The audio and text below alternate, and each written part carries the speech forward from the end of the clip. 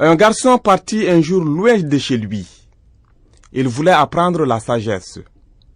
Arrivé dans la forêt profonde, il entendit le cri d'un oiseau.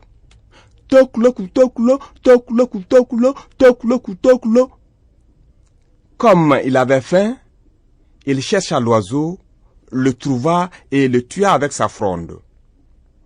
En grillant la viande, une idée de sagesse lui passa par la tête. Si cet oiseau n'avait pas crié, tu ne l'aurais pas découvert et tué. C'est la preuve que la parole tue. Il décida alors fermement de ne plus parler jusqu'à son retour chez ses parents. Il continua son chemin et rencontra des femmes chargées de fagots de bois qui rentraient au village. Elles lui demandèrent « Où vas-tu, garçon ?» L'enfant ne répondit pas. Elles concluèrent donc que c'est un sourd-muet égaré et le conduisirent chez le chef du village. La nuit, le chef le coucha à côté de sa plus jeune femme et de son bébé. Dans la nuit profonde, arriva l'amant de la femme. Aussitôt, il voulut s'en aller car cette présence étrangère le gênait. « Ne t'inquiète pas, » le rassura la femme. « C'est un enfant égaré sourd-muet que nous avons ramené des champs. » Le garçon ne dormait pas, mais faisait semblant. Les amoureux causèrent jusqu'au premier chant du coq.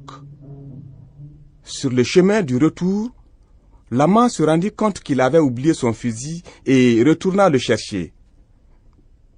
Dans la précipitation, il prit l'arme par le canon. Le fusil étant mal saisi, tomba à terre et une détente se produisit. Bouh! Le bébé touché mourut. « Rentre vite chez toi, conseilla la femme. Quand tu seras loin, je crierai que ce sourd-muet a tué mon bébé. » Ainsi dit, ainsi fait. L'enfant fut amené pieds et poings liés.